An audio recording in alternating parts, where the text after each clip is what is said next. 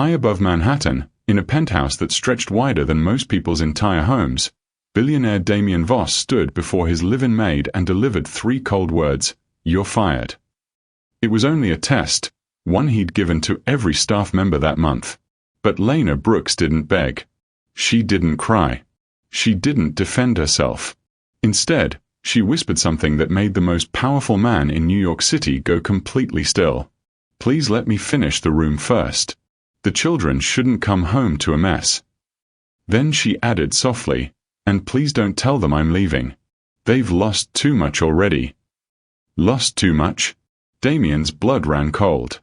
He had expected panic, anger, desperation, anything but a woman with nothing, choosing to protect his children over herself. Who was this woman? And what secret was she carrying that made her speak like someone who had already lost everything? Welcome to Life in Stories. If you love emotional, gripping tales, make sure to subscribe and join our growing family. Tell me where you're watching from. I love seeing our community from all around the world. Settle in, relax, and let's dive into today's powerful story. The first light of dawn crept across Manhattan like a thief, stealing shadows from the corners of the Voss penthouse.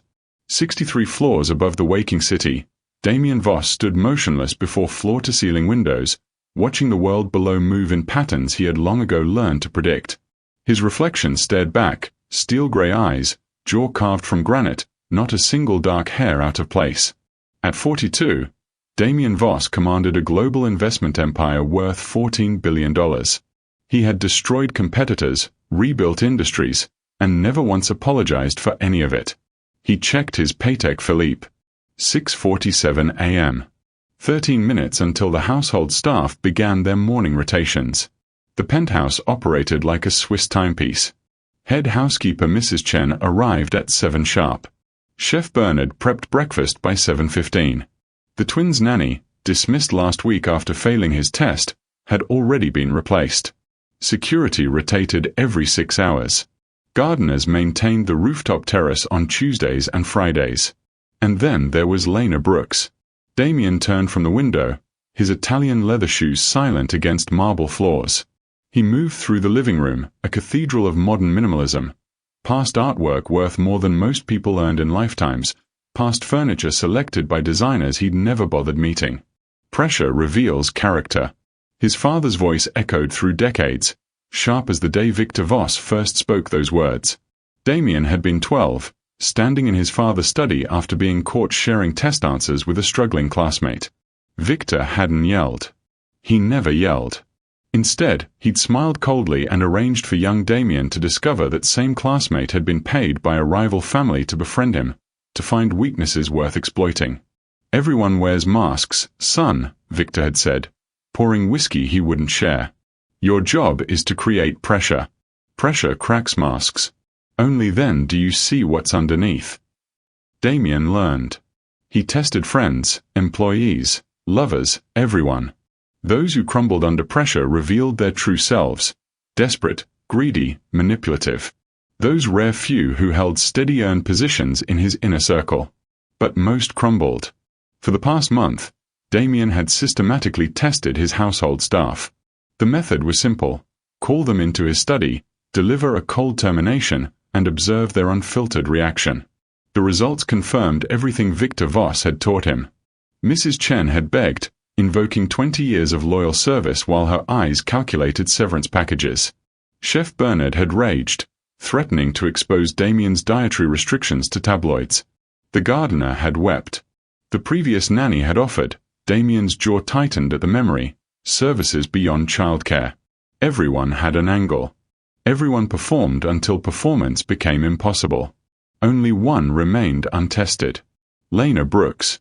Damien settled into his study, the glass walls offering surveillance views of nearly every common area. He pulled her personnel file from his desk drawer, the same file he'd reviewed 17 times in 8 months. Empty. No previous employment references. No family contacts. No emergency numbers. No social media presence. Nothing but a name, a single recommendation from a domestic staffing agency, and 8 months of flawless service. She arrived precisely when scheduled. She cleaned thoroughly but invisibly. She anticipated needs before they were expressed. The twins, his 6-year-old son and daughter, adored her with an intensity that made Damien vaguely uncomfortable. She was, by every measurable metric, perfect. And perfect made Damien suspicious. He watched the security feed as Lena emerged from the staff quarters at 6:58 a.m. She wore the standard grey uniform, her brown hair pulled into a simple ponytail, her movements economical and purposeful. She carried fresh linens toward the twins' playroom, her face betraying nothing. Unreadable. That's what bothered him most. Damien had built an empire reading people, their micro-expressions, their tells, their hidden hungers. But Lena Brooks moved through his home like a ghost, present yet somehow absent, essential yet entirely invisible. Today, she would break. Everyone broke. At 9:47 a.m., Damien sent the summons. Lena appeared at his study door exactly 4 minutes later, her hands clasped in front of her uniform, her eyes fixed somewhere around his collarbone. She never made direct eye contact, another detail that gnawed at him. "Close the door," he said. She obeyed silently. Damien remained seated, letting the power dynamic speak. His desk stretched between them like a battlefield. Morning light sliced through the windows, illuminating dust motes that danced between them. "Lena Brooks," he began, his voice flat, rehearsed, deliberately cold. He paused, watching for the first flicker of anxiety. "Nothing. You're fired." The words landed like stones in still water. For 3 seconds, absolutely nothing happened. Lena stood motionless, her expression unchanged, and Damien felt something he hadn't experienced in years, uncertainty. Then her hands trembled. Just slightly. A micro-movement most observers would miss. She inhaled slowly, the breath catching in her throat, and Damien leaned forward imperceptibly. Here it comes, he thought. The begging. The bargaining. The revelation. But Lena Brooks didn't beg. She didn't cry. She didn't defend herself or demand explanations or threaten consequences. Instead, she whispered, "Please let me finish the room first. The children shouldn't come home to a mess." Damien blinked. She continued, her voice barely audible. "And please, don't tell them I'm leaving today. They've lost too much already." Lost too much already. The words hung in the climate-controlled air, unexpected and unexplainable. What did his privileged children know about loss? Their mother lived across town in her own penthouse, their lives cushioned by wealth beyond imagination. "That will be all," Damien said quickly, dismissing her before she could see his confusion. Lena nodded once, turned, and disappeared through the door, leaving Damien Voss sitting in profound silence. His hands were shaking. That evening, the security director stood before Damien's desk, his face drained of color. "Sir," he said slowly, "her records were sealed by a family court order." Damien's blood ran cold. Find out why. The Harrington Gala invitation sat unopened on Damien's desk, its embossed gold lettering catching lamplight he hadn't bothered dimming. 300 of Manhattan's elite would gather tonight to celebrate philanthropy they barely understood, wearing wealth they'd never earned, speaking words they didn't mean. Damien should have been there. The Harrington deal represented 18 months of negotiations, a merger that would expand his empire into European markets worth billions. Instead, he sat alone in his study at 11:47 p.m., watching security footage of his maid. The guilt arrived immediately, settling into his chest like something poisonous. This wasn't surveillance for security purposes. This was obsession dressed in justification, curiosity wearing the mask of concern. But he couldn't stop. The footage revealed patterns invisible during daylight hours. After completing her official duties, Lena Brooks transformed into someone else entirely. She moved through the penthouse differently when she believed herself unobserved, slower, heavier, as though carrying weight that daylight forced her to hide. Damien watched her pause before family photographs, studying faces she had no connection to. He watched her straighten toys the twins had abandoned, her fingers lingering on stuffed animals with inexplicable tenderness.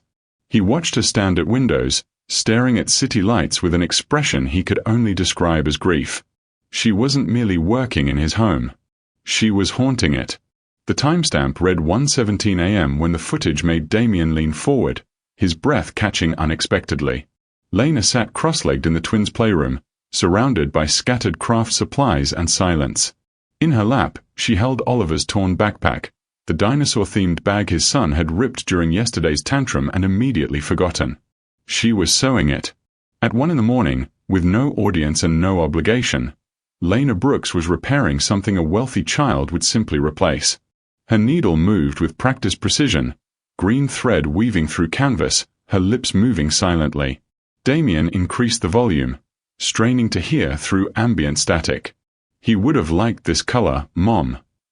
The words were barely audible, whispered to someone who wasn't there, someone who perhaps had never been there at all. Damien rewound the footage. Played it again. He would have liked this color. Who was he? Why did she speak to ghosts? Why did a simple sewing task carry the weight of ritual, of remembrance, of something broken beyond repair? The questions multiplied like fractures in glass. Over the following 3 days, Damien became a detective in his own home.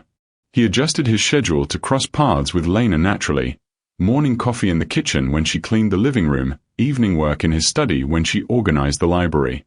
He watched without watching, observed without observing, catalogued behaviors most employers would never notice. She smiled at the twins with genuine warmth, but the smile never reached her eyes completely. She laughed at their jokes, but the laughter contained hollow spaces. She touched their hair with tenderness that seemed almost painful, as though affection itself had become a wound. The realization arrived gradually, then all at once. Lena Brooks wasn't quiet. She was surviving. Every perfect task, every invisible movement, every moment of excessive efficiency, they weren't personality traits. They were armor. She had constructed a version of herself designed to demand nothing, expect nothing, need nothing from anyone. Because needing things meant losing them. Damien recognized the strategy. He had employed it himself for 42 years. The storm arrived Thursday evening without warning. Lightning fractured the Manhattan skyline into jagged pieces while thunder rattled windows designed to withstand hurricanes. The twins were at their mother's penthouse across town. Staff had been dismissed early. The household sat empty except for ghosts and the men who created them. Damien returned from a cancelled dinner meeting at 9:23 p.m., his driver navigating flooded streets with increasing difficulty. The penthouse should have been silent, should have been his alone. But silence holds sound differently when someone's crying. He heard it immediately upon entering, a muffled, desperate sound echoing from the staff hallway. Not theatrical weeping designed for audience. This was the crying of someone who believed themselves completely alone, someone releasing pain they'd held too long. Damien followed the sound like a man following his own pulse. He found her on the floor. Lena sat crumpled against the staff hallway wall, her gray uniform darkened with rainwater, her hair plastered to her face in wet strands. Beside her, a bruised suitcase sat like evidence of crimes uncommitted. Packed, ready, waiting for departure. She was shaking so violently her teeth chattered audibly. "Lena." His voice emerged softer than intended, surprising them both. She scrambled upward immediately, her body responding to authority even while falling apart. "I'm sorry, sir, I'm so sorry. I'll leave the property immediately. The storm stopped the buses. I only needed somewhere dry. I didn't mean." "Stop." She stopped. "Sit down." She hesitated, caught between obedience and terror, between the maid she pretended to be and the woman she actually was. "Please," Damien added, the word foreign on his tongue. "She Saturday." He lowered himself to the floor beside her, Damien Voss, in his $3,000 suit, sitting on staff hallway tiles next to a trembling maid. The absurdity wasn't lost on him. "Why are you crying?" Lena shook her head rapidly. "It's nothing, sir. I'm fine. I'm always fine. I didn't want to cause trouble. I was leaving quietly." "You were leaving in a hurricane." "I didn't want to burden anyone." "You would have died." She looked at him then, actually looked, her red-rimmed eyes meeting his for the first time in 8 months. Something flickered there, not hope, not trust, but recognition. "I know," she whispered. The words landed like bombs in the silence. Damien's chest tightened. Why didn't you tell anyone? About whatever this is. Lena laughed bitterly, the sound cracking. Tell them what? That I'm broken. That rich families shouldn't hire people like me. That I scare people when they see what's underneath. Underneath what? She wrapped her arms around herself, trembling. Underneath the maid. Underneath the silence. Underneath everything I've built to survive. Damien waited. The storm raged outside, rain hammering glass, thunder shaking foundations. But inside this hallway, something quieter was breaking. I wasn't always a maid, Lena finally whispered. The confession hung between them, fragile and enormous. Then who were you? Her lips trembled. Tears carved fresh rivers down her cheeks. Someone with everything, she breathed. Until it all disappeared. The storm continued its assault on Manhattan, but inside the staff hallway, a different kind of tempest was breaking. Lena sat with her back against the wall, her wet uniform clinging to her frame, her eyes fixed on some middle distance where memories lived and died. Damien waited. For once in his life, he simply waited. I was a kindergarten teacher, Lena began, her voice barely audible above the rain. Parkside Elementary in Brooklyn. 23 students. I knew every one of their birthdays, their favorite colors, their fears. She paused, and Damien watched her hands twist together in her lap. I was good at it. Really good. The parents requested me specifically. The principal called me her miracle worker because I could reach the difficult kids, the ones everyone else had given up on. A ghost of a smile crossed her face, then vanished. I was engaged to Michael. High school sweethearts who actually made it. Everyone said we were nauseating, always finishing each other's sentences, always laughing at jokes nobody else understood. Her voice cracked. And I was pregnant. 14 weeks. A boy. We were going to name him Daniel, after Michael's grandfather. Damien felt something cold settle in his stomach. He already knew where this story ended. We were driving home from the ultrasound appointment. February 17th. It was snowing, but not badly. Michael was talking about converting the spare bedroom into a nursery. He wanted to paint it green, not blue, because he said blue was too obvious. Tears streamed down Lena's face now, but her voice remained steady, as though she had told this story before, as though the words had been rehearsed in countless sleepless nights. The other driver ran a red light. Blood alcohol 3 times the legal limit. He was celebrating his promotion at work. She inhaled sharply. Michael died instantly. The steering column crushed his chest. I watched his eyes go empty while I screamed his name. Damien's hands had begun shaking again. He pressed them against his thighs to hide it. I woke up in the hospital 4 days later. Alone. Michael was already buried. His family made the arrangements while I was unconscious. And Daniel. Her voice finally broke. Daniel never had a chance. The trauma, the blood loss, the surgeries, my body couldn't protect him. I lost them both in the same night, and I wasn't even awake to say goodbye. The silence that followed was absolute. Even the storm seemed to quiet, as though the universe itself was listening. After that, Lena continued, everything collapsed. Medical bills I couldn't pay. An apartment I couldn't afford. A job I couldn't return to because seeing children made me physically sick with grief. She looked at Damien directly, her eyes hollow. I tried to kill myself twice. The first time was pills. A neighbor found me. The second time was the bridge. Someone talked me down. They committed me for 72 hours, then extended it to 3 months. Damien felt the blood drain from his face. The court sealed my records to protect me.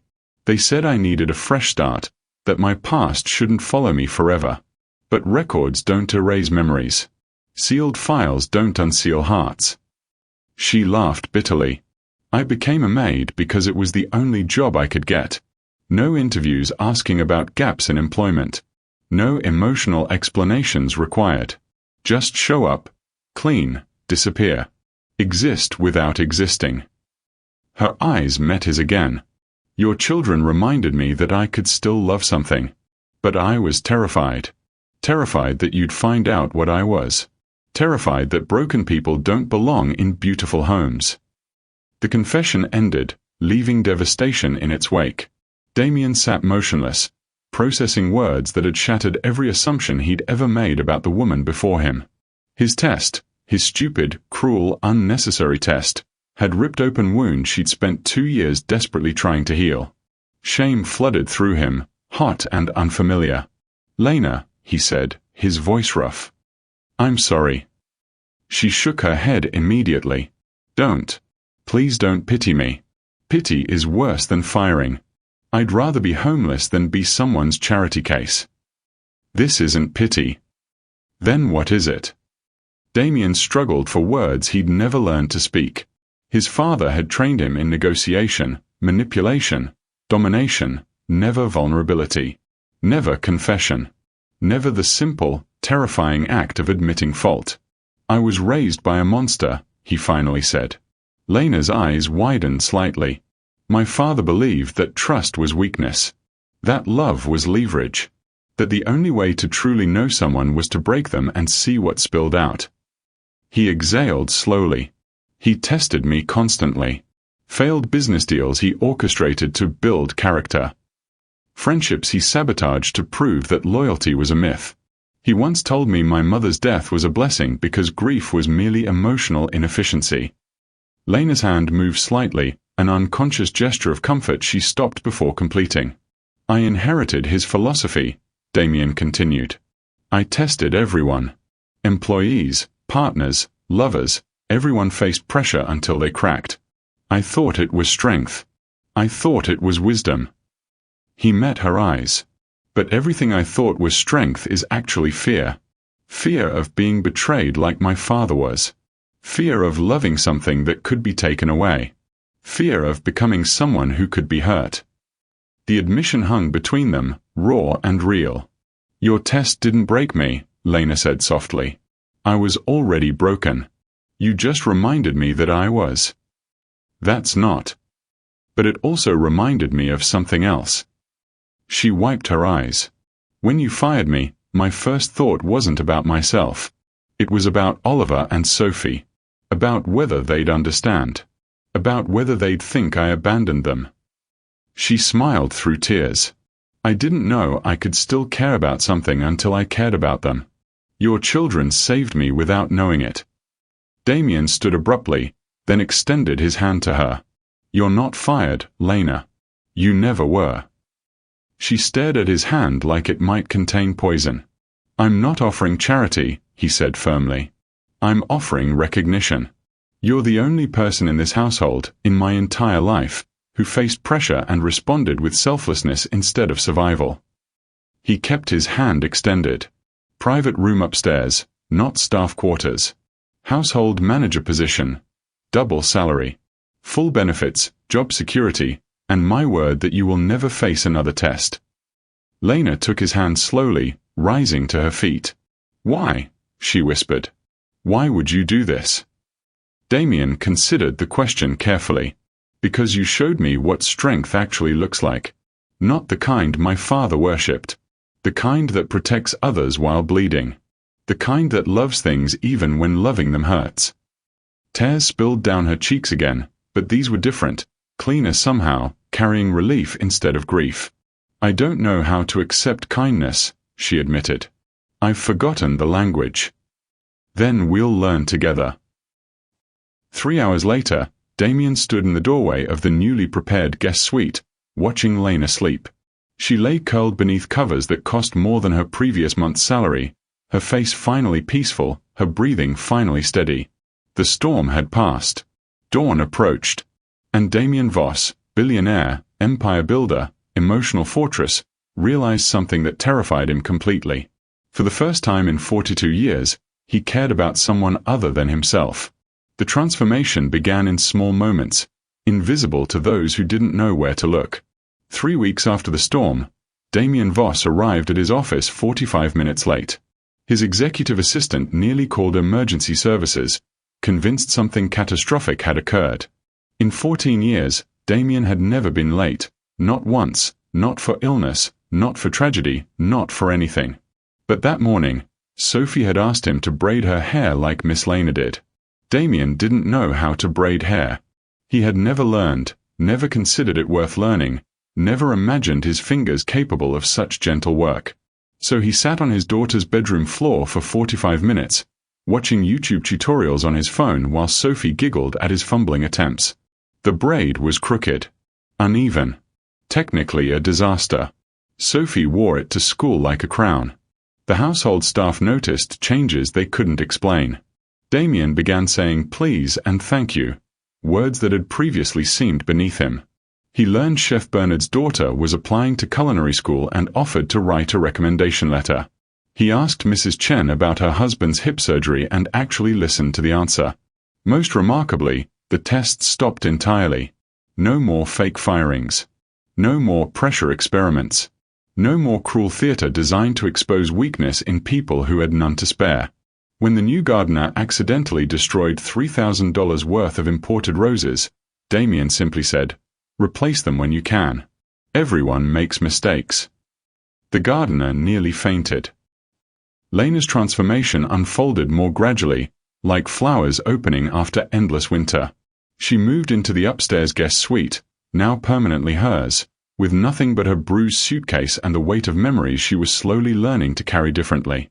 The private bathroom had a tub deep enough for soaking. The windows faced east, catching morning light she'd forgotten existed.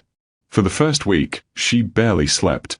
The bed felt too soft, the room too quiet, the kindness too suspicious. She kept waiting for conditions to emerge, for the generosity to reveal its hidden price. It never did. By the second week, she began breathing differently. By the third, she started laughing at the twins' jokes without that hollow space beneath the sound. Oliver and Sophie orbited her like small planets around a gentle sun. They brought her drawings of dinosaurs and princesses. They demanded she read bedtime stories even when their father was available. They crawled into her lap during movies and fell asleep against her heartbeat. "Miss Lena," Sophie asked one afternoon, her 6-year-old eyes enormous and serious, "will you stay forever?" Lena's throat tightened. "I'm going to try very hard." "Good," Sophie declared. "Because Daddy smiles more when you're around." The observation landed with unexpected force. Lena glanced toward the study, where Damien sat reviewing documents, and found him already looking back. He smiled. She smiled. Something unspoken passed between them, recognition between damaged people, understanding between survivors, hope between hearts that had forgotten how to hope. Their bond deepened in stolen moments. Coffee together at 6:30 a.m., before the household awakened. They sat at the kitchen island, steam rising between them, talking about everything and nothing. Damien shared stories about building his empire, the sacrifices, the loneliness, the hollow victories. Lena shared memories of her classroom, the difficult children who taught her patience, the small miracles that made teaching worthwhile. Late nights became their sanctuary. After the twins slept, after the staff departed, they found each other in the kitchen or the library or the balcony overlooking Manhattan's glittering infinity. "My father would have despised you," Damien said one night, watching city lights compete with stars. "Because I'm a maid. Because you're genuine." He couldn't manipulate genuine people. They confused him. Lena considered this. "My mother would have worried about you." "Because I'm wealthy." "Because you're hurting." She always spotted the ones who were hurting. Damien turned to look at her. "Am I still hurting?"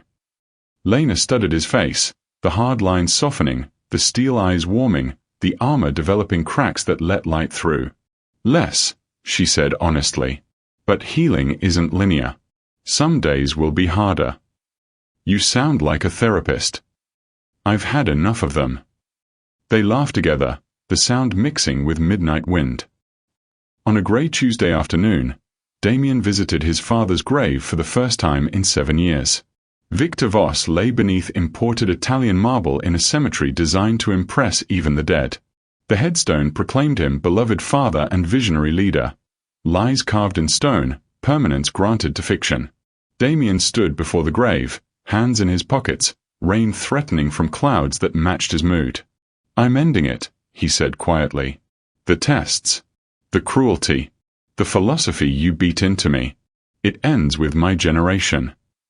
The marble offered no response. Victor Voss remained silent in death as he'd been emotionally silent in life.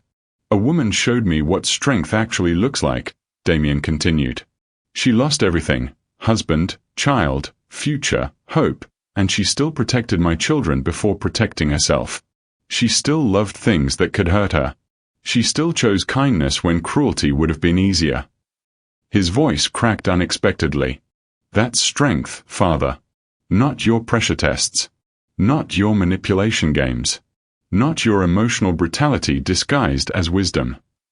He placed his hand on cold marble. I forgive you for what you did to me.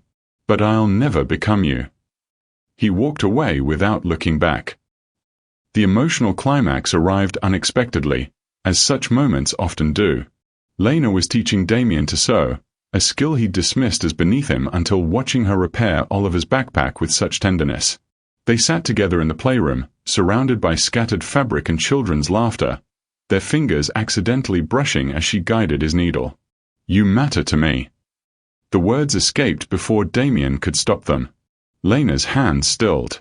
What? You matter to me, he repeated, meeting her eyes. You changed me. Everything about how I see strength, vulnerability, connection, you changed it all. Tears gathered in her eyes. I don't know what to say. Say you feel safe here. She considered the request, the weight of it, the vulnerability required. I feel safe with you, she whispered. I thought I'd never feel safe again. Damien took her hand, the first time he'd touched her intentionally, the first time touch meant something beyond function. Neither did I. Sophie and Oliver burst into the room then, demanding attention, disrupting the moment with beautiful chaos. But the connection remained, invisible threads woven between two people who had found each other in the wreckage. The photograph was Sophie's idea. Family picture, she demanded, positioning everyone on the balcony at sunset.